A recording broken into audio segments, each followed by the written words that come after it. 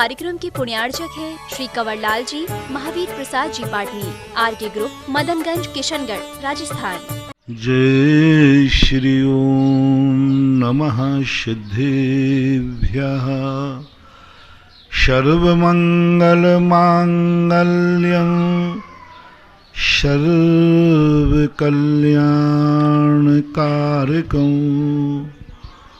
प्रधानं सर्वधर्माणां जैनं जयतु शासनं जैनं जयतु शासनं। पंच परमेष्टि भगवान की जय हो। आचार्य श्री गुरुवर कुंद कुंद महाराज की जय हो।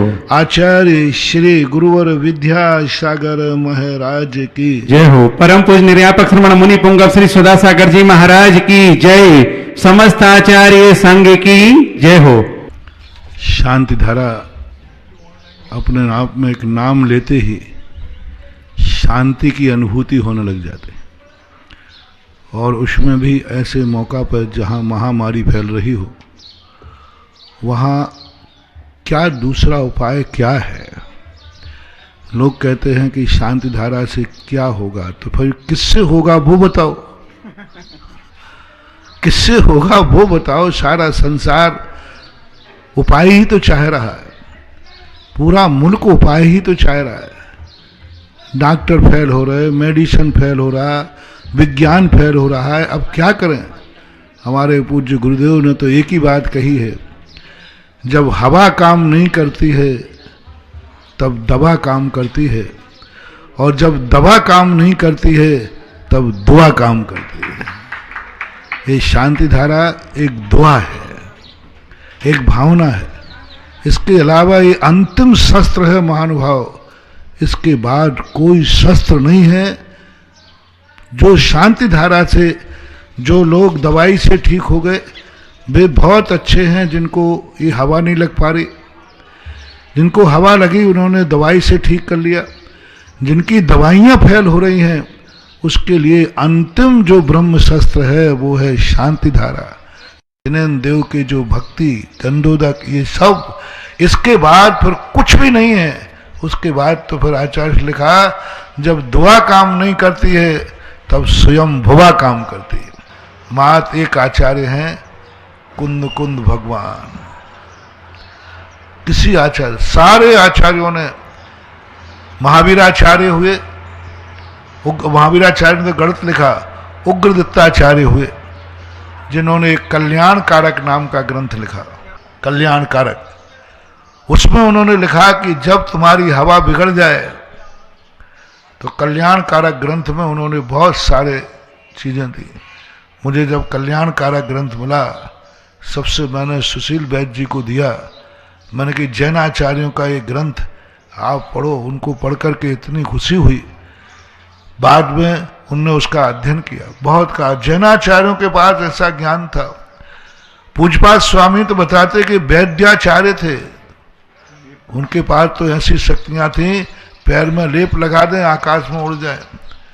दवा बिगड़ जाए तो दुआओं की चर्चा खूब आचार्यों ने की। सब आचार्य दुआ पे आ गए।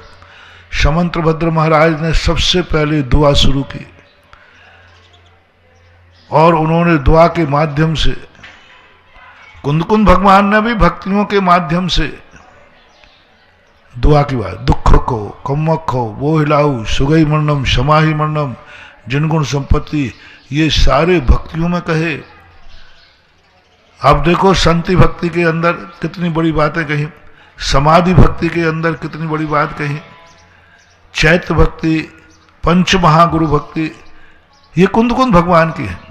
और कुंद कुंद भगवान ने इन भक्तियों में, कुंद कुंद भगवान भी पहले स्वयं भुवा पे नहीं आए। उन्होंने कहा डायरेक्ट स्वयं भुवा पे नहीं आना। स्वयं भुवा पे अर्थ है वेंटिलेटर भी फेल। उसके पहले उन्होंने भी पुरुषार्थ बताए। कुंद कुंद जैसा अध्यात्म जगत का सम्राट, और वो भी दुआ पर उतरे। उन्होंने भी 10 भक्तियों के अंदर जो वर्णन किया है दुआ का, जो भगवान की भक्ति शक्ति का वर्णन किया, कि उन्होंने कहा इस माध्यम से तुम कर्मों का क्षय कर सकते हो, जिन गुण की संपत्ति प्राप्त कर सकते हो। लेकिन वे उन्होंने दो मार्ग अपनाए। वो जानते थे कुंद भगवान कि दुआ अंतिम शस्त्र नहीं है, दुआ में लोग फैल भी हो सकते हैं। कुंद भगवान को डाउट था कि दुआ के बाद भी कोई केस आ सकता है ऐसा जो दुआ से भी ठीक ना हो। इसी का अनुकरण पूज्यवर समंतभद्र महाराज ने किया स्वयंभू स्त्रोत में। जगह जगह अनेक विपत्तियों के दूर करने के शब्दों का प्रयोग स्वयंभू स्त्रोत में किया, और इतनी दुआ से वो प्रभावित हुए कि 24 भगवान की स्तुति आज तक किसी ने दो बार नहीं की।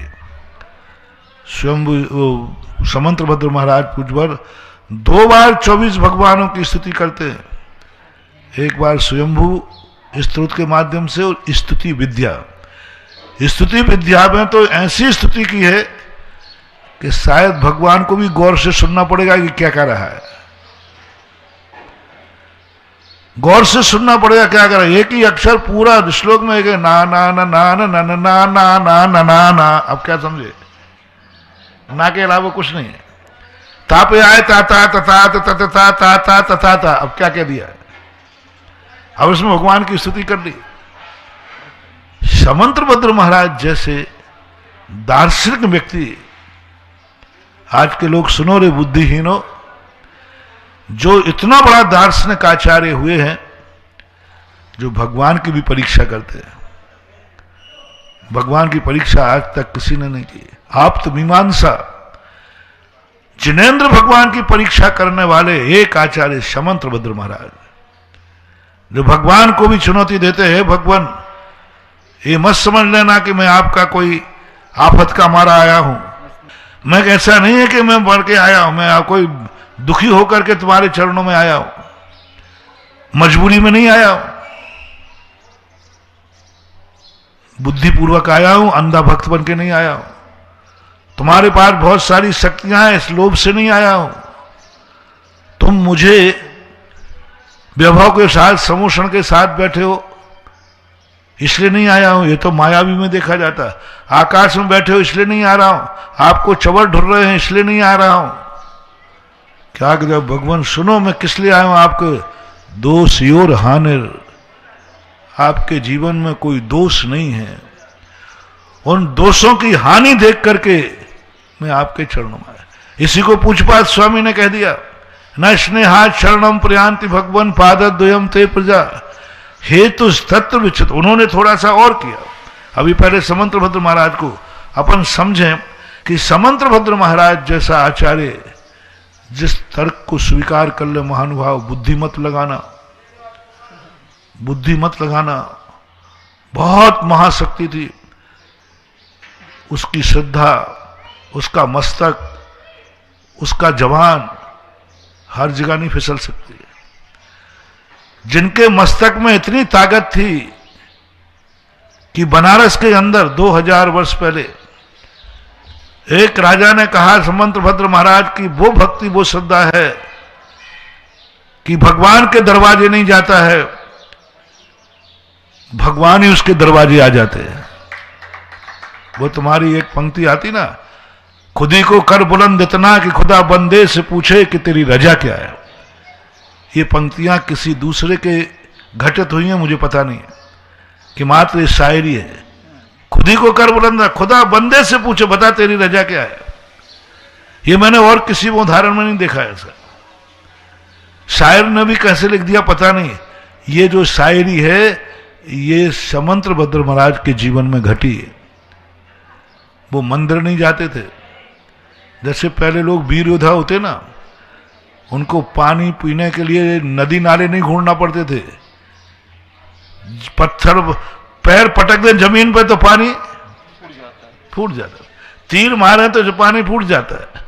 वैष्णव दर्शन में आया कि अर्जुन, जब तारश्री ने कहा कि अर्जुन मुझे पानी लाओ, अर्जुन ने एक तीर मारा, उनके मुंह में पानी चला गया। हाँ, गंगा। तो ऐसे उल्लेख है, पहले ऐसे लोग होते थे वो कुएं उसके मोहताज नहीं होते। ऐसी शक्तियां होती, बाण गंगा ही नाम पड़ गया।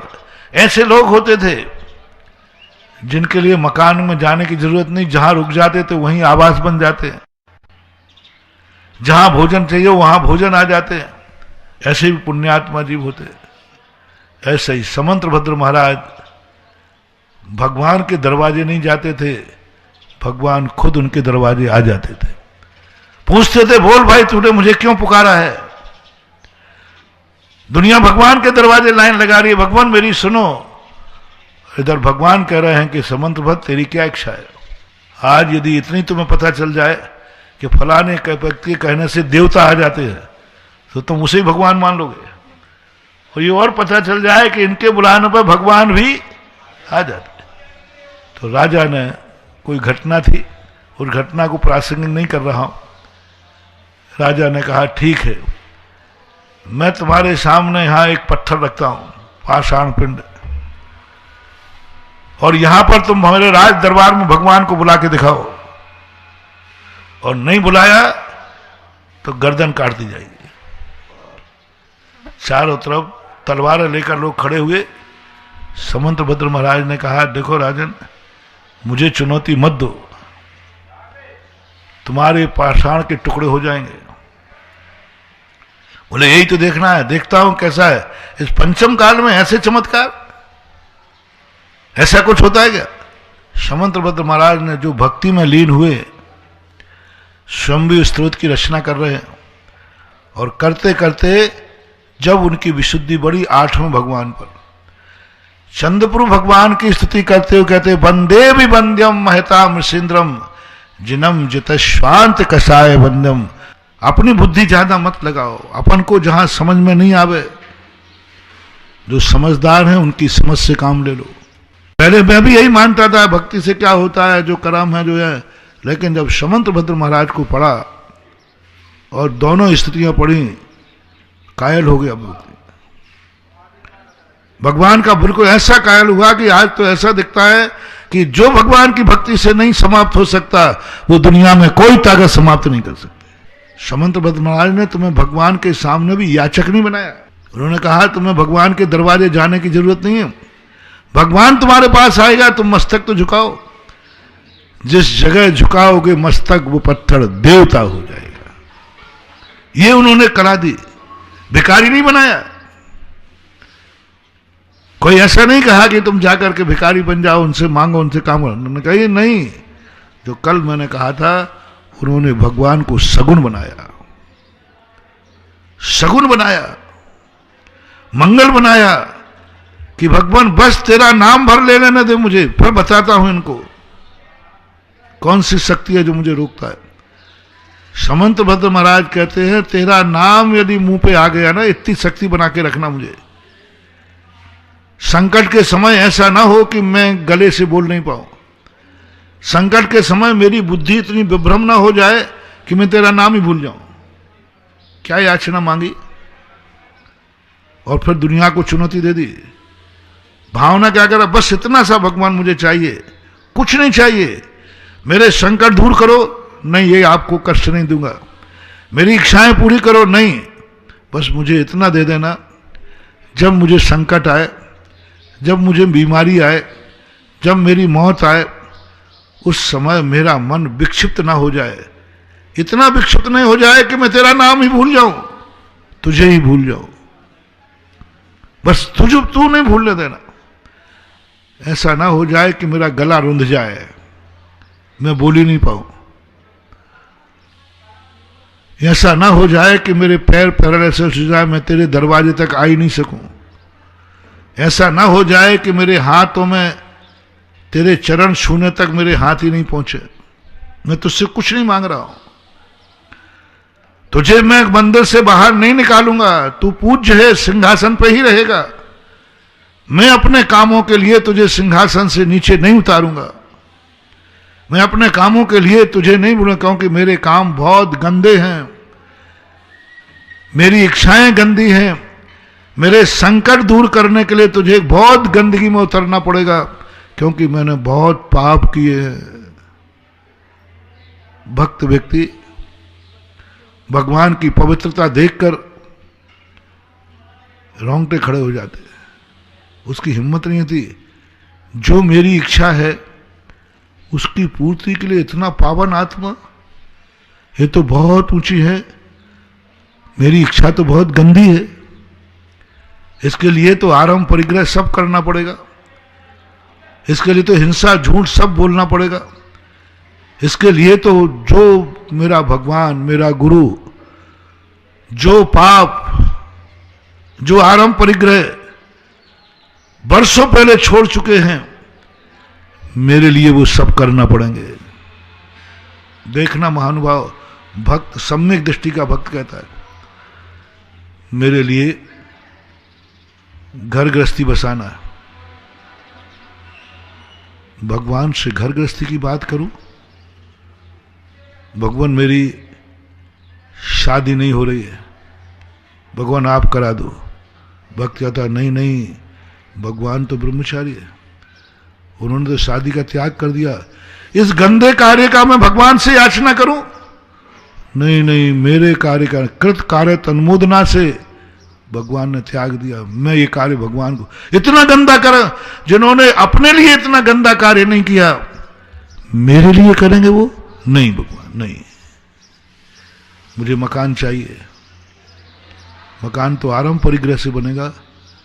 प्रभु ने अपने लिए मकान छोड़ दिया, अनगारी बन गए, स्वयं अनगारी बन गए, मकान छोड़ दिया, मेरे लिए मकान के प्रयास करेंगे, आरंभ परिग्रह में आएंगे। नहीं भगवान, मेरे लिए गंदा कार्य मत करना, आप मेरा व्यापार चला दो, मेरी दुकान चला दो, मेरा मिल चला दो, मेरी फैक्ट्री चला दो, आदि आदि।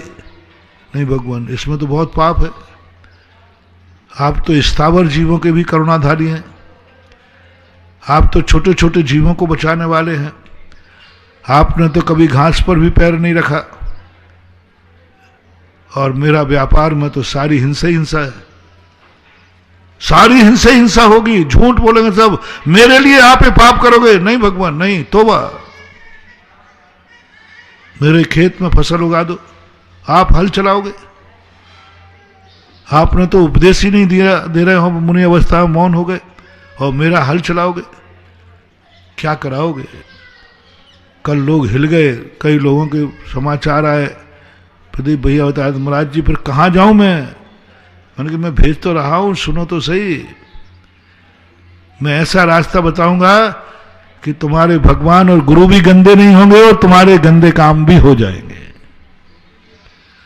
देखो सम्यक दृष्टि सोचता है, ऐसे नहीं, सम्यक दृष्टि की इच्छाएं नहीं, सो बात नहीं, सम्यक दृष्टि परेशान नहीं, सो बात नहीं, लेकिन वो भगवान को बचाता है और कुछ नहीं।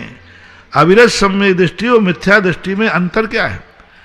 अनेक अंतर होने के बावजूद भी उनमें से एक अंतर बता रहा हूं, मिथ्या दृष्टि स्वयं गंदा है और अपने बड़ों को भी गंदगी में डाल देता है, स्वयं संकट में पड़ा है, बड़ों को भी संकट में डाल देगा, स्वयं की बेइज्जती कराएगा, बड़ों की इज्जत भी धूल में मिलाएगा, ऐसे कार्य करता है।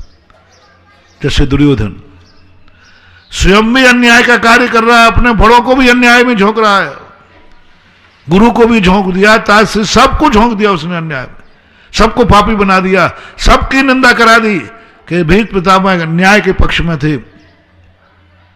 दुर्योधन की बात। तो जो पापी मिथ्या दृष्टि अनंत संसारी होता है, वो कहता है, वो क्या सोचता है, मैं पापी हूं तो दुनिया भी पापी होना चाहिए, मैं अशुद्ध हूं तो दुनिया भी अशुद्ध होना चाहिए, मैं नरक जाऊं तो दुनिया भी नरक जाना चाहिए। ये महापापी के, पापियों में दो पापी, एक महापापी और एक पापी। महापापी कहता है कि जब मैं इसमें फंस गया हूं तो दुनिया फंसे। एक ट्रेन में विद फैमिली यात्रा कर रहे थे, यात्रा करते करते अपनी अपनी सीट पर बैठे थे, एक गुंडा आया, बोले उठ रहे यहां से, मैं बैठूंगा। मैंने कहा साहब मैंने टिकट लिया। बोले उठता है कि नहीं, टिकट विकट नहीं चलता यहां पर। उसने चाहा कि गुंडा तो था ही, उन्होंने दो झापड़ टिकाए और हाथ पकड़े उठा दिया। अब उसको झापड़ खाने का दुख नहीं था, सीट जाने का दुख नहीं था, दुख था कि मैं पत्नी के सामने को पिट गया। और पत्नी के सामने लोग सब हैकड़ी हाँकते हैं। अकेले में पड़ जाता तो गम नहीं था। अब उसने कहा क्या करूं मैं, ये तो कभी भी, अब तो ये वैसे ही मेरे डटती नहीं थी मेरे में, और अब तो ये और हावी हो जाएगी। अब पुरुष तो पुरुष होता है, दिमाग चल गया उसका। उसने कहा इसको भी पिटवा दो। अब सीधी कहूं इसको भी पीटो, तो पत्नी का तुम बोले देखो साहब, देखो पत्नी को कैसा बुद्धू बनाया। पत्नी समझे लाड़ प्यार है। देखो जी देखो, मुझे मारा तो मारा, मेरी पत्नी को हाथ लगा दिया तो मैं हाथ तोड़ दूंगा। अब पत्नी सोच रही कि ये मेरे पक्ष में, और उसका भाव क्या था, गुंडा तो था ही। उसने क्या बोलता है, बोले देखो साहब, पत्नी को हाथ लगा दिया तो हाथ पर उसने 2-3 पत्नी में दिए टांग। बोले अब कर ले, क्या कर ला। बोले भाई साहब ठीक है। अब पत्नी भी ऐसे, पति की पत्नी भी कोई कम चालाक नहीं होगी। उसने कहा तुमने हमें तो निपटा दिया, अब मेरा तो मामला बैठ गया, लेकिन ये दोनों छोकरे बैठे हैं, कल के दिन अपन को मारेंगे तो मम्मी पापा इधर मुझे मारते हो, ट्रेन में आप पिटते हो। तो दोनों मिलके बोले इनको भी निपटवा दो। बोले देखो भाई देखो, हम दोनों को मारा तो सहन किया, मेरे छोकरों को हाथ लगा तो खोपड़ा फोड़ दूंगा तेरा। वो तो गुंडा था, उन्होंने छोकरों में 2-2 दिए। बोले भाई साहब आप बैठ जाओ, अब हमारे घर में समाजवाद आ गया। ये विचारधारा कैसी है, अच्छी या निकृष्ट? निकृष्ट। संसार में ऐसे निकृष्ट लोग हैं, संसार में ऐसे निकृष्ट लोग हैं। हम पटेंगे तो तुम्हें भी पिटवाएंगे, हम मरेंगे तो तुम्हें भी मरवाएंगे, हम फंसेंगे तो तुम्हें भी फंसवाएंगे, हम फंसेंगे तो तुम्हें भी फंसवाएंगे। लोगों के मन में विचार होता है। यदि तुमने मेरे से कहा, कई लोग दूसरों की कुंडली रख के बैठते हैं, जैसे तुम बोलोगे बेटा ध्यान रखना मेरे संबंध में कुछ बोला नहीं, हम तुम्हें भी रोड पर ला दूंगा, तेरी कुंडली मेरे पास। ऐसे लोग होते हो। ये सबसे महान निकृष्ट विचारधारा है। निकृष्टतम निकृष्ट आदमी है जो स्वयं फंसने पर, स्वयं गिरने पर दूसरों को भी गिराता है, स्वयं पिटने पर पूरे परिवार को पिटवा दिया, पूरे संसार को पिटवा दिया। ऐसे पापियों को तो निधत्त निकाचित कर्मों का बंध होता है। ये घोर मिथ्या दृष्टि कहलाते हैं। आपके मन में कभी ऐसा विचार हो, कभी आप ऐसी स्थिति में फंस जाएं, तो कम से कम स्वयं पिट जाना, किसी दूसरे को मत पिटवाना। स्वयं गंदे हो जाना, दूसरे को गंदा मत करना। स्वयं अशुद्ध हो जाना, दूसरे को अशुद्ध मत करना। कोरोना यही बोल रहा है। कोरोना क्या कह रहा है बताओ? कोरोना कह रहा है तुम्हें कोरोना हो गया है तो क्वारंटाइन हो जाओ, दूसरे को मत छुओ, फैलाओ मत। लॉकडाउन ऐसे यह नहीं किया जा रहा है कोरोना ठीक हो जाएगा। लॉकडाउन से यह किया जा रहा है कि कोरोना दूसरे के पास न पहुंचे। तो कोरोना यही कह रहा है कि तुम किसी को मत छुओ। मुझे कोरोना हुआ तो सब घर को करूंगा, मुझे कोरोना हुआ तो पूरे मोहल्ले नगर को करूंगा। ऐसी विचारधारा व्यक्ति हैं कई लोगों में। जब कोरोना शुरू हुआ था ना, तो कोरोना के मरीजों ने जाकर अपने दुश्मनों के यहां थूकना चालू कर दिया था। अपने दुश्मनों के अपने हाथ की कोई वस्तु लेकर दुश्मन के फेंकना चालू कर दिया था। नोटों में थूक लगा करके रास्ते में डाल देते थे। उनको मालूम है कोरोना हो गया, मैं तो मरना ही है, तो नोटों को थूक लगाकर दुश्मन के घर में डाल आएंगे। उसका बच्चा परिवार का लोग कोई उठा ही लेगा, उठा लेगा, उसको हो जाएगा। एक चाइना का एक व्यक्ति को कोरोना हुआ। अब उसने देखो क्या चाल निकाली, बोले कोरोना से डरना मत, मुझे कोरोना है, मुझे कोई नहीं, सब मुझसे आकर के हाथ मिलाओ। उसने दिन भर में 100-200 से हाथ मिला दिए, इजराइल में कोरोना फैला दिया। वो कह रहा मुझे तो मरना ही है, 100 को लेकर डूबो, मरो। ये कूटनीति कहलाती है, निकृष्ट नीति कहलाती है। ये लोग, ये नीति कई बार दुश्मनों पे अपनाई जाती है, लोग उन पे अपनाने लगे बेचारे संसार के ऊपर। कूटनीति कहलाती है। महानुभाव आज के प्रसंग में आया है तो यह बात मैं तुम सबसे कहना चाहता हूं, कभी भी तुम्हारे जीवन में अशुद्धि आ जाए तो शुद्ध को अशुद्ध करने का प्रयास मत करना। तुम्हारा मन अशांत है तो दूसरे को अशांत करने का प्रयास मत करना। तुम्हारी दृष्टि बुरी है तो दूसरे को बुरा करने का भाव मत करना। तुम पापी हो तो उस पाप में दूसरे को शामिल मत करना। तुमसे बुरा कार्य हो गया है, तुम फंस गए हो तो दूसरे को फंसाने का भाव मत करना। तुम पिट रहे हो तो ये मत सोचो मैं क्यों पिटूं, उसको भी पिटवाओ। ऐसा निकृष्ट भाव मत करना। ये सबसे ज्यादा निकृष्ट। जब भी तुम्हारे मन में ऐसा भाव आवे कि मेरा बुरा हुआ उसका भी होना चाहिए, मेरे यहां छापा पड़ा उसके यहां भी पड़ना चाहिए, मेरे दुकान पर ग्राहक नहीं आ रहा है मुझे इसका दुख नहीं है, उसकी दुकान पर नहीं आना चाहिए, मैं दुखी हूं इसका गम नहीं है, वो भी दुखी होना चाहिए, मैं फेल हुआ हूं इसका गम नहीं है, पूरी क्लास फेल होना चाहिए, मैं मरूं तो मरूं इसका गम नहीं है, दुनिया मरना चाहिए। ऐसे विचार तुम्हारे मन में हो तो आज त्याग देना। तुम ये सोच लेना भगवान लो एक अच्छा इंसान बनने की कला दे रहा हूं, एक अच्छा इंसान बनने के लिए सूत्र दे रहा हूं, नीति दे रहा हूं। ये तो बुरा बनने का और डाउनफॉल होगा, और बुरे भाव होंगे, और निधत्त विभाजित कर्म होंगे। जो जो बुरा तुम्हारे साथ हुआ दूसरे के साथ भी होना चाहिए।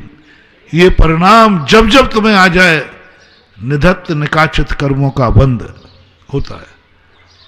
पाप करने वाला कितनी बड़ा पाप करे, निधत्त निकाचित कर्म का बंध हो ये कोई नियम नहीं है। कितना ही गंदा कार्य करे निधत्त निकाचित कर्म बंध हो कोई नियम नहीं। अंजन चोर जैसा गंदा आदमी कोई नहीं था, लेकिन उसको एक भी निधत्त निकाचित कर्म बंद नहीं हुआ। सबसे बड़ा पापी संसार का, सबसे बड़ा निकृष्ट कार्य करने वाला, एक भी निधत्त निकाचित कर्म का बंध नहीं हुआ उसे। यदि निधत्त निकाचित कर्म बंद होता तो एक अंतर्मुहूर्त में उसे केवल ज्ञान हो ही नहीं सकता। एक अंतर्मुहूर्त का केवल ज्ञान बता रहा है कि उसके पास निधत्त निकाचित कर्म नहीं था। आधारित निधत्त निकाचित कर्म 8वें गुण स्थान में खत्म हो जाता है। कर्म सिद्धांत के अनुसार निधत्त निकाचित कर्म 2 स्थानों पर क्षय होते हैं। एक तो जिनेन्द्र भगवान के दर्शन से, ये भक्तियों में कहा, और सिद्धांत ग्रंथों में कहा है 8वें गुण स्थान में जैसे जीव चला जाता है निधत्त निकाचित कर्म खत्म हो जाता है। यानी जो कर्मों में निधत्त निकाचित पना पड़ा है वो 8वें गुण स्थान में पहुंचते ही स्वतः ही खत्म हो जाता है। बाकी और साधारण जीवों से नहीं हो सकता। तो ऐसा छपक श्रेणी पर चढ़ने वाला निधत्त निकाचित कर्मों का बंध नहीं किया। सबसे निधत्त निकाचित कर्म नियम से बंद होगा। जो तुम्हारे साथ घटित हुआ, तुम्हारे मन में भाव आ गया, ऐसा दूसरे का भी होना चाहिए। शब्द में लगा लेना, मैं रात भर जाग रहा हूं, सारी दुनिया की नींद हराम होना चाहिए क्योंकि मेरी नींद हराम है। मेरे पास मकान नहीं है, किसी के पास नहीं होना चाहिए। मेरे पास धन नहीं है, किसी के पास नहीं होना चाहिए। मुझे खाने को नहीं है, किसी को खाने नहीं मिलना है। मैं मर रहा हूं, सारा जगत मर जाए। मैं फेल हुआ हूं, पूरी क्लास फेल हो जाए। जो जो दुख आपके पास है वो दुख क्या आप दूसरों में देखना चाहते हैं? निर्णय करो धर्मात्मा बनने का। निर्णय करो तुम नंबर 1 के अधर्मी और पापी तो नहीं हो। मेरा नाश हुआ है, तेरा भी नाश हो। मैंने जो दुख उठाए तू भी दुख उठाएगा। ऐसा परिणाम तुम्हारे मन में तो नहीं आ रहा है। आ रहा हो तो निकाल देना महानुभाव। और तुरंत दूसरा जो सूत्र दे रहा हूं कि हे भगवान, जो कष्ट मुझे आया है इस संसार में किसी को ना आए। जो परेशानी मुझे आई है संसार में किसी को नहीं आना चाहिए। ऐसा परिणाम जो भी तुम्हें है, मैं गरीब हूं, संसार में कोई गरीब नहीं रहे। मैं दुखी हूं, संसार में कोई दुखी नहीं रहे। मेरे यहां डांका पड़ा है, संसार में किसी को डांका नहीं पड़े। जो जो कष्ट तुम्हें आए किसी को नहीं पड़े। समझ लेना तुम्हारे महान महान कर्म भी बहुत जल्दी समाप्त होकर अच्छे दिन आने वाले हैं। अच्छे दिन आ रहे होंगे। यह है भद्र मिथ्या दृष्टि, सम्यक दृष्टि नहीं है ये। ये घोर मिथ्या दृष्टि का हमने बात कह दी, और एक भद्र मिथ्या दृष्टि, मंद कसाई, जो ये भावना करता है कि नहीं कोई बात नहीं, मैं पिट गया तो पिट गया, दूसरे को नहीं पिटवाऊंगा, मैं अशुद्ध हूं दूसरे को अशुद्ध नहीं करूंगा, मैं दुखी हूं दूसरे को दुखी नहीं, भद्र मिथ्या दृष्टि। अब आइए सम्यक दृष्टि, अविरत सम्यक दृष्टि। अविरत सम्यक दृष्टि की चर्चा अपन कर रहे थे। अविरत सम्यक दृष्टि एक बात सोचता है, वो तो सोचेगा कि दूसरे को कष्ट नहीं हो, मैं अशुद्ध हूं तो हूं, लेकिन सम्यक दृष्टि कहता है मैं अशुद्ध हूं लेकिन मेरे पूज्य पुरुष को मैं अशुद्ध नहीं होने दूंगा, मैं अशुद्ध हूं भगवान को अशुद्ध नहीं होने दूंगा, मैं गंदा हूं भगवान को गंदे कार्यों में शामिल नहीं करूंगा, क्योंकि मेरे भगवान ये सब गंदे कार्य छोड़ चुके हैं, बहुत ऊपर पहुंच चुके हैं। शमंत्र भद्र महाराज कहते हैं दुआ कैसे मांगना। देखो मैं दुआ की बात कर रहा हूं, आज शांति धारा की घोषणा हुई ना सुबह, तो उसी को लेकर के आगे बढ़ गया। अपना तो क्या फलापी खुल्ला है, जो मिल जाए तो उसे बोल देता। तो वहां जाकर देखो कितनी समंत्र भद्र महाराज ने बहुत बड़ी खोज की। तुझे चाहिए तो सब कुछ है, इच्छाएं हैं, विविधाएं हैं, लेकिन तेरी इच्छाएं और तेरी विविधाएं कितनी गंदी हैं। बोल, तू जेल में पकड़ा गया, जेल में भगवान छुड़ाने आएंगे? भगवान की सुबह मंदिर में है कि जेल में? और तेरे कारण तू पुकार रहा है भगवान जेल में? नहीं नहीं। तो उन्होंने कहा समंत्र भद्र महाराज का खोज है। समंत्र भद्र महाराज ने कहा तो कुछ मत कर, भगवान से कहते भगवान तू मेरे कोई काम मत करना, बस इतनी ताकत दे दे कि मैं तेरा नाम मुंह से बोल सकूं। मुझे विश्वास है तेरा नाम इतना मांगलिक है कि तुझे आना नहीं पड़ेगा और मैं जेल से छूट जाऊंगा, तुझे आना नहीं पड़ेगा और मैं संकट से मुक्त हो जाऊंगा, तुझे आना नहीं पड़ेगा और मेरा सब मंगल हो जाएगा, हमारा भी काम हो जाएगा प्रभु, और तेरी पवित्रता भी कायम बनी रहेगी। इसलिए ये मत घबराओ कि मैं तुम्हें भगवान से वंचित कर रहा हूं, मैं भगवान को तुम्हारे साथ गंदा होने से बचा रहा हूं। सगुन मान लो, बस ये निर्णय कर लो कि मेरे भगवान का, और यही प्रार्थना करो।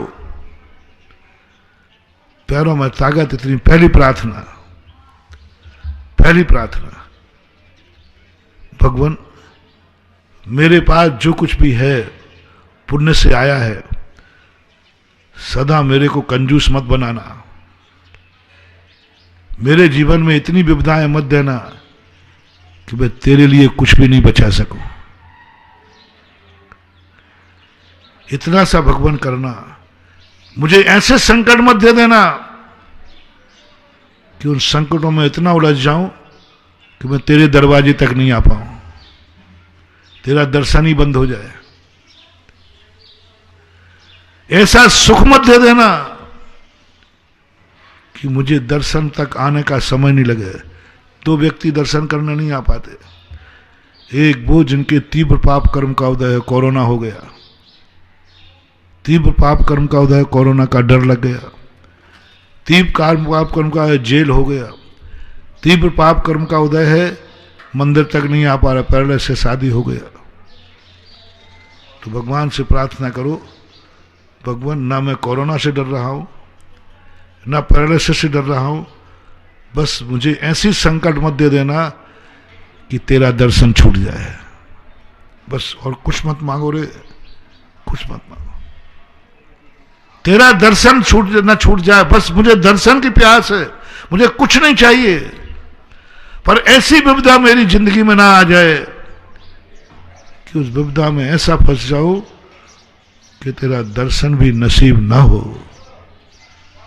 आज सब जैनियों को, सब भगवान के भक्तों को आज 9 बार नमोकार मंत्र पढ़ के भगवान से याचना करना है, प्रार्थना करना है, भावना करना है कि भगवान जिंदगी में ऐसा संकट मत दे देना, मैं दुकान पे नहीं जा पाऊं, ये नहीं कह रहा हूं, मैं रोटी नहीं खा पाऊं, ये नहीं कह रहा हूं, मैं पानी नहीं पी पाऊं, ये नहीं कह पा रहा हूं, मैं श्वास नहीं ले पाऊं, ये नहीं कह रहा हूं, मैं कुछ भी अपने कार्य नहीं कर पाऊं, ये नहीं कह रहा हूं। बस मैं ये कह रहा हूं, ऐसा संकट मत देना कि मुझे तेरा दर्शन छूट जाए। इतनी सी बस बना के कृपा।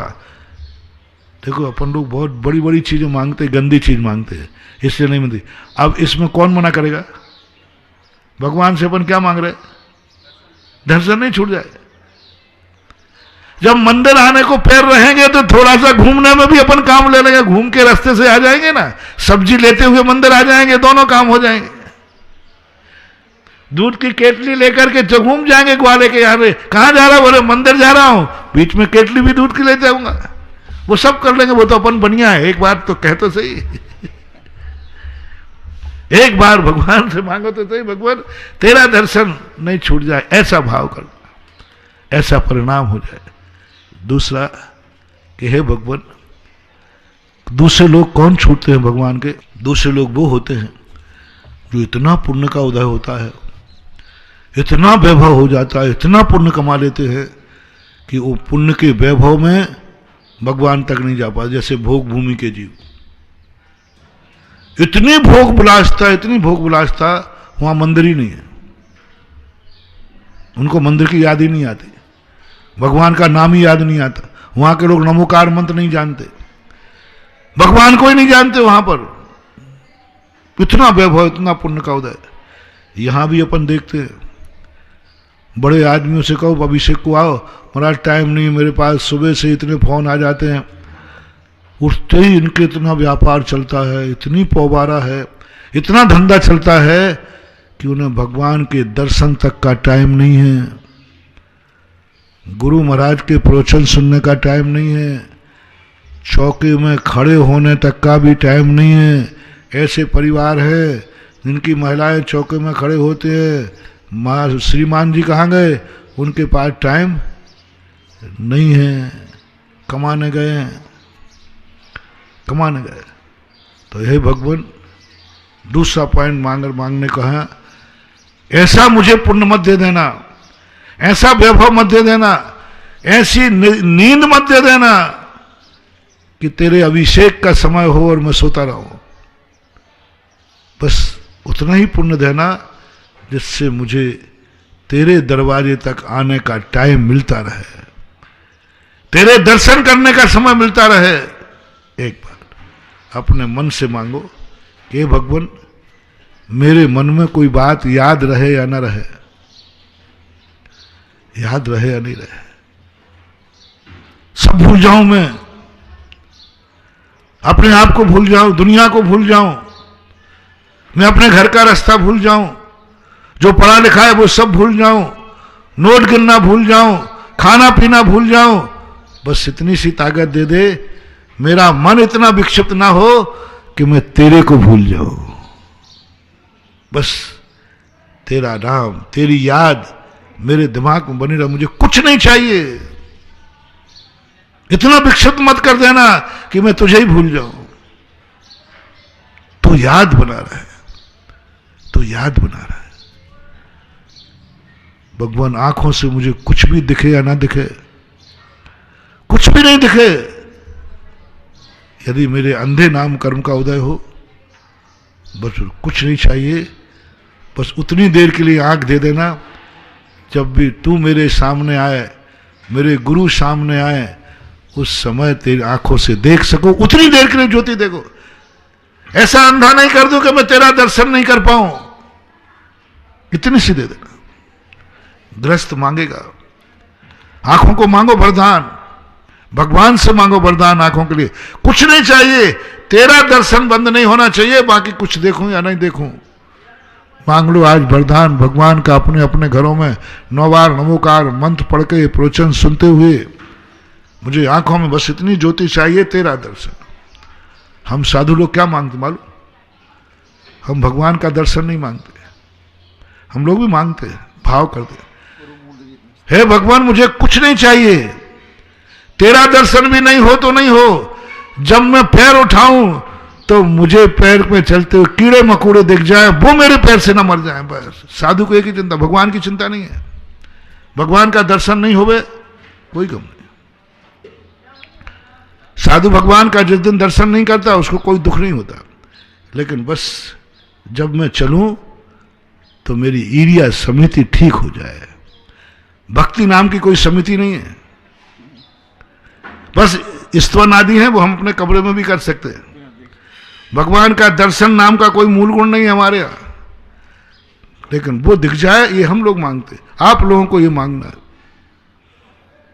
कानों से मांगना है, भगवान मैं बहरा हो जाऊं, किसी की कोई बात नहीं सुनाई पड़े, लेकिन जैसे ही आपकी जय बोले तो मेरे कानों में तेरा नाम पड़ जाए, बस इतनी ताकत दे देना।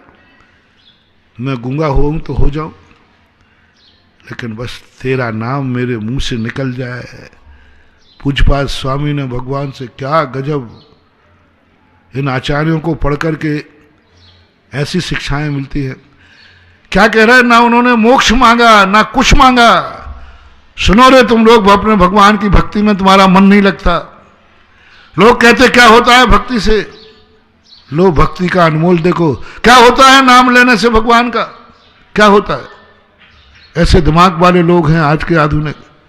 लो पूज्यपाद स्वामी जिनके पास ऐसी शक्तियां थी कि पैरों में लेप लगा दे आकाश में उड़ जाते थे, वो भगवान से कह रहा है भगवान मोक्ष नहीं मांग रहा हूं, धन दौलत नहीं मांग रहा हूं, निरोगता नहीं मांग रहा हूं, कोरोना से मुक्ति नहीं मांग रहा हूं, मौत से बच जाऊं ये नहीं मांग रहा हूं, बस इतनी सी विनय है, जब भी मेरे पर संकट आए, जब भी मेरा मरण हो, तब मेरे मुख से तेरा नाम निकल जाए, बस और कुछ नहीं चाहिए।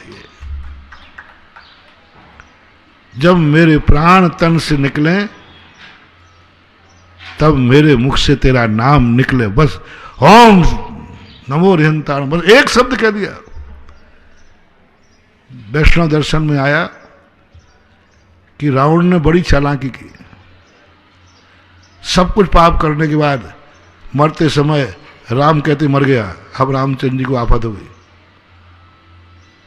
शब्द सब दर्शन कारण का नाम अकेला कह दिया, अकेला नाम निकल जाए मेरे मुंह से फिर मैं मर जाऊं।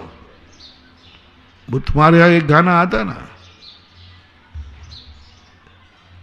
वो इतनी सी कृपा करना मदरा मेरे मुंह में डालना, पंडित जी मेरे मरने के बाद इतना कष्ट उठा लेना, थोड़ी सी मदरा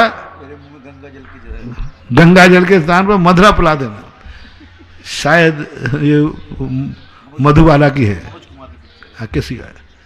अपन लोग ऐसे नहीं है, अपन तो कहना गुरुदेव भगवान इतना करना, जब मैं मरने लगूं मेरे मुख से एक बार नमोकार मंत्र निकल जाए, बस कुछ नहीं चाहिए।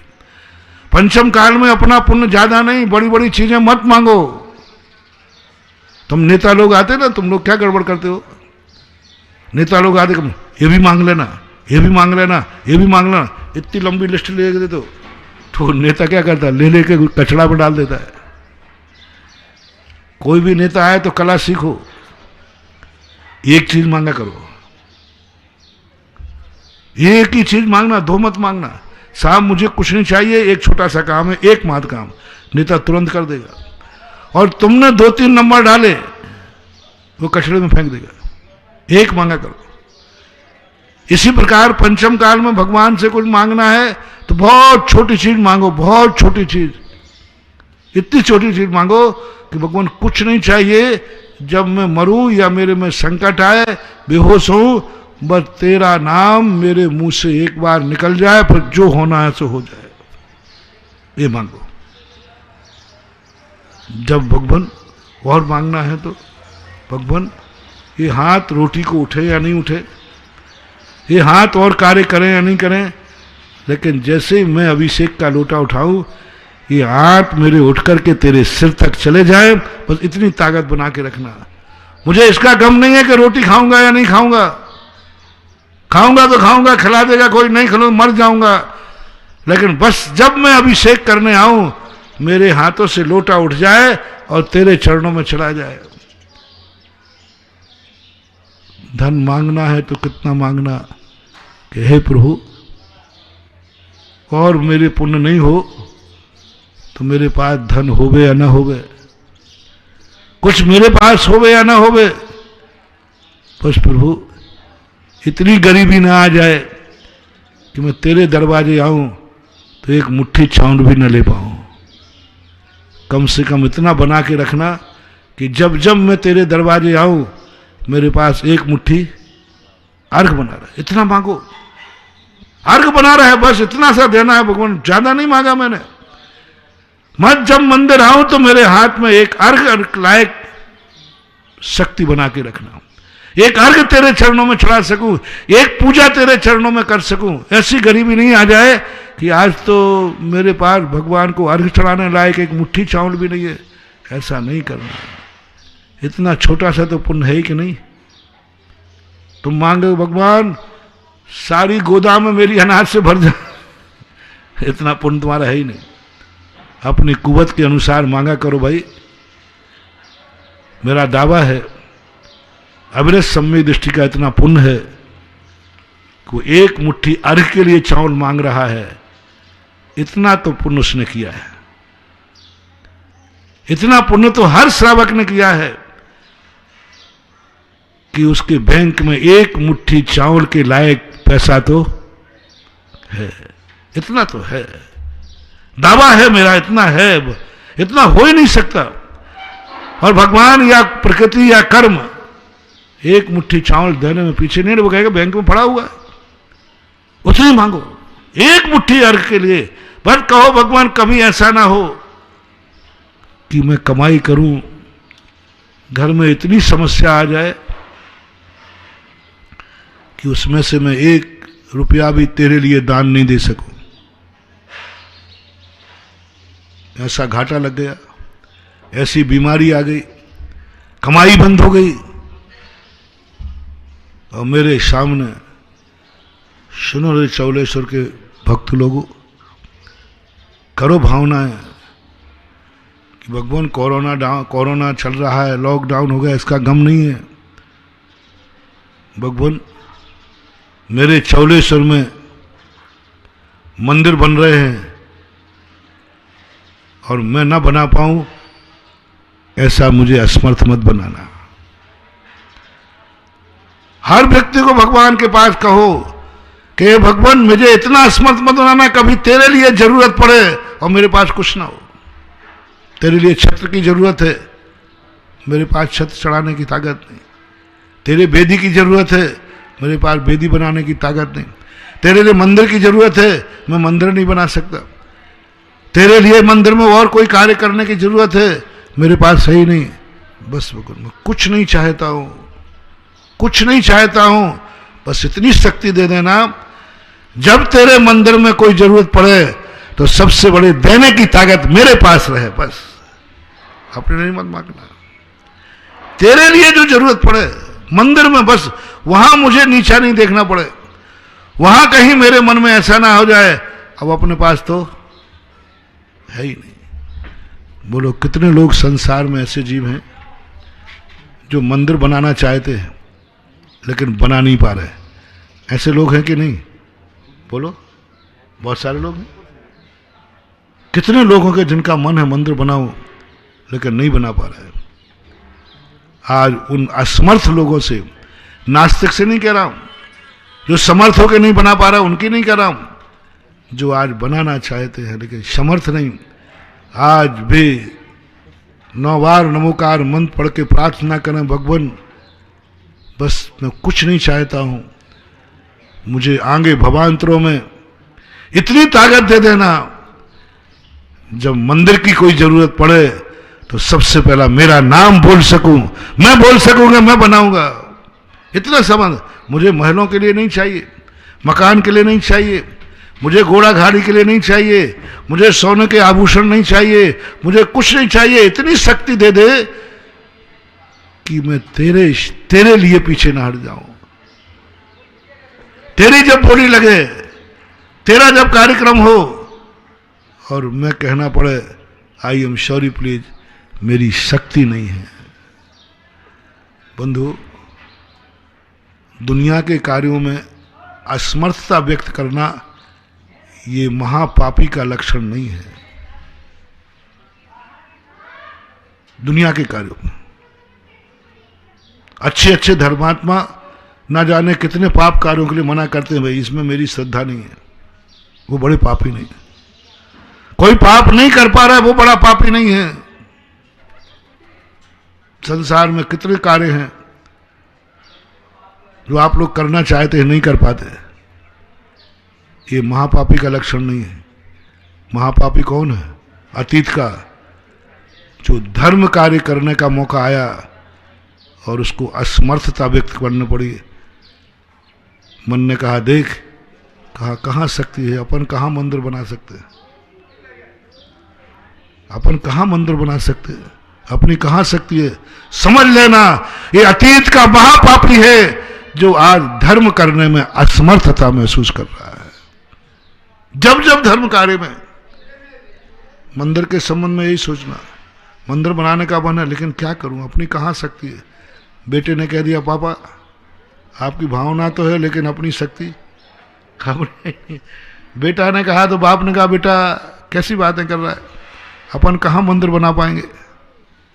ये जो भाव आ रहा है ना, ये तुम्हारे अतीत का महान पाप है महानुभाव। इस पाप से मुक्ति दिलाने का कारण बता रहा हूं। इस पाप से मुक्ति पाओ और आज ये भावना भाव कि भगवान कुछ नहीं चाहिए मुझे, संसार के कार्यों के लायक मैं रहूं या न रहूं, संसार के कार्य करने के लिए धन मेरे पास रहे या नहीं रहे, लेकिन बस मुझे बस एक वेदना है, जब भी मैं जन्म लूं किसी धर्म कार्य में मुझे असमर्थता महसूस न करना पड़े, इतनी धन मुझे दे देना, बस कुछ नहीं चाहिए। चिंता मत करो, गेहूं मांगो, भूसा तो अपने आप मिलेगा। पूज्यवर नेमीचंद महाराज ने कहा तू भूसा के लिए खेती मत कर। कौन किसान है जो भूसा के लिए खेती करता है? बड़ा भाई किसान भाई, भूसा के लिए खेती करते हो, काय के लिए करते हो? तो भूसा मिलता है कि नहीं मिलता है। इसी प्रकार अपन मंदिर के लिए, धर्म कार्य के लिए धन मांगे, संसार कार्यों के लिए तो भूसा के बराबर बच जाएगा। कर लेना, बचेगा भूसा तो बचेगा फोकट में। धर्म मांगो। कभी कहा तुमने ऐसा? कभी सोचा कि मैं धर्म कार्य के लिए कभी मुझे पीछे नहीं हटना पड़े, नीची गर्दन, असमर्थ नहीं होना पड़े, बस एक वरदान में चाहता हूं। धन की बात हो गई। ऐसा ही धीरे धीरे सब चीजों में करके बस यहां पर ऐसा परिणाम। अब ऐसा कैसे होगा? अब ऐसा परिणाम जब ही होगा जब व्यक्ति धर्म को अपनी आत्मा की पर्याय बनाएगा। फिर दूसरे नंबर पर अभिषेक करने वाला, इन सब चीजों को चाहने वाला, भगवान कहे ये कौन सा पाप कार्य को मांग रहा है, इसको देने में हमें क्या बाधा है? अब देख लो, अपन को 50% अपन ने भगवान को गंदे कार्य के लिए मांगा ही नहीं, मांगा ही नहीं हमने। आप महाराज के पास आए, बोलो महाराज जी हमने गाड़ी खरीदी, आशीर्वाद दे दो। पागल कहीं, मैंने गाड़ी का त्याग कर दिया, तुझे आशीर्वाद दूं? अब गाड़ी से जितने जीव मरेंगे उसका पापी मैं बनूं? मैं देता ही नहीं। महाराज गाड़ी है। और भक्त कहता है गाड़ी में आशीर्वाद क्यों नहीं दिया आपने, मैं भक्त हूं, बड़े इतने जीव मरेंगे, मेरा तो हिंसा, स्थावर हिंसा का त्याग है। तो अच्छा ठीक बना, ठीक ठीक। अब मैं देखना, महाराज कह रहा है मैं गाड़ी को आशीर्वाद दूंगा नहीं, और भक्त कहता है मैं आशीर्वाद लिए गाड़ी चलाऊंगा नहीं। भगवान का आशीर्वाद मिले बिना गाड़ी चलेगी नहीं, और महाराज कह रहे तू लाख उपाय कर, मैं गाड़ी को आशीर्वाद दूंगा नहीं, क्योंकि परिग्रह। अब ऐसी कला निकालो महानुभाव, तुम्हें आशीर्वाद में। महाराज जी आपको मालूम है कि मैं जैन हूं, अहिंसक हूं, एक आशीर्वाद दे दो, इस गाड़ी से किसी भी जीव की मौत ना हो। आशीर्वाद दूं या नहीं दूं? मुनिव्रत में दोष तो नहीं लगेगा? गवाह देना, गवाह, क्योंकि फोटो उतरी कैमरे में आएगी और पूछेगी जिनवाणी माँ क्या कर रहा था, गाड़ी को आशीर्वाद दे रहा था, तेरी गाड़ी का त्याग, तुझे शर्म नहीं आती? मैं कहूँ माँ तूने फोटो देखी है, फोटो में तो मैं गाड़ी का आशीर्वाद देते दिख रहा हूं, लेकिन मैंने गाड़ी को आशीर्वाद नहीं दिया। किसको दिया फिर? इस गाड़ी से किसी जीव की मौत ना हो, अहिंसा धर्म को दिया है मैंने कि हिंसा ना हो। आशीर्वाद मिल गया कि नहीं? महाराज भी गंदे नहीं हुए। कोई ना कोई संसार के कार्य का आशीर्वाद लेते समय ये ध्यान रखो कि देव साथ गुरु को भी बचने का उपाय बना रहे। कहीं वो हमारी भक्ति में इतना नहीं हो जाए कि कल के दिन वो जवाब भी न दे पाए कि तुमने ऐसा क्यों किया गंदा कार्य। ऐसा कह सको कि नहीं, महाराज भी बच जाए, भगवान भी बच जाए, नमोकार मंत्र भी बच जाए। तो अभी जिनके लिए मैंने तुम्हें मांगा है उनमें भगवान को कोई ऐतराज नहीं होगा, सब अच्छे कार्य मांगा। मन मांगा तो काहे के लिए? भगवान का नाम याद बना रहे। आंखें मांगी तो काहे के लिए? भगवान का दर्शन बना रहे। पैर मांगे काहे के लिए? तीर्थ यात्रा करता रहूं। हाथ मांगे काहे के लिए? अर्घ्य चढ़ा सकूं, अभिषेक कर दूं। धन मांगा तो काहे के लिए? चौलेश्वर में मंदिर बनाने के लिए। सब। अब इसके लिए देने में क्या आपत्ति होगी? एक काम। दूसरा, जो समंतभद्र महाराज की बात कर रहा था, समंतभद्र महाराज कहते हैं ये भी मत मांग, इसमें तेरी मायाचारी दिख रही है। ले तो रहा है मंदिर के लिए और काम चलाएगा घर का, करना पड़ेगा तू तो बेईमान सिद्ध हो जाएगा कल के दिन। तूने धन मांगा था मंदिर के लिए, वो बना रहा है मकान, पकड़ा जाएगा, छापा पड़ेगा। इस चक्कर में मत पड़ तू। काम अच्छा है, अच्छे कार्य के लिए मांगा है तूने, लेकिन क्या तूने जो कहा है यह पूर्णतः सही है कि तेरे पास जो धन आएगा मंदिर के अलावा कुछ नहीं बनाएगा? अब समंतभद्र महाराज हैं ये। भगवान को धोखा दे सकते हो बेटा, गुरु को नहीं दे सकते। जिनवाणी को धोखा दे सकते हो, गुरु को नहीं दे सकते। गुरु ने कहा, गुरु जी मैंने भगवान से बिल्कुल सब अच्छे कार्यों के लिए मांगा है। गुरु कहते झूठ मत बोलना। मन में भगवान की बातें याद करेगा कि दूसरी बातें भी याद करेगा? भगवान में अपनी बात, भगवान को याद करेगा कि बाप का नाम भी याद करेगा, बेटे का नाम भी याद करेगा? आंखों से 24 घंटे भगवान को देखेगा कि दूसरों को भी देखेगा? फिर क्या करेगा? पकड़ा जाएगा, छापा पड़ेगा। तूने आंखें भगवान के दर्शन को मांगी थी और तू टीवी देख रहा है, छापा पड़ जाएगा। तूने धन मंदिर के लिए कमाया था। कौन व्यक्ति है जो धन कमाने के बाद मंदिर के अलावा कुछ नहीं बनाएगा? कोई नहीं। गृहस्थ हो आप। कौन है जो भोजन मात अकेला अर्घ के लिए अनाज लाएगा, खाएगा पिएगा नहीं? पकड़े जाओगे तुम, पकड़े जाओगे। इसलिए आपसे मेरा कहना है, समंतभद्र महाराज कहते हैं ये पद्धति भी ठीक नहीं है। मेरी पद्धति पकड़ाओ कि तुम भगवान को सगुन मान लो। और भी अपनी चर्चा आएगी तो करो। महावीर भगवान की।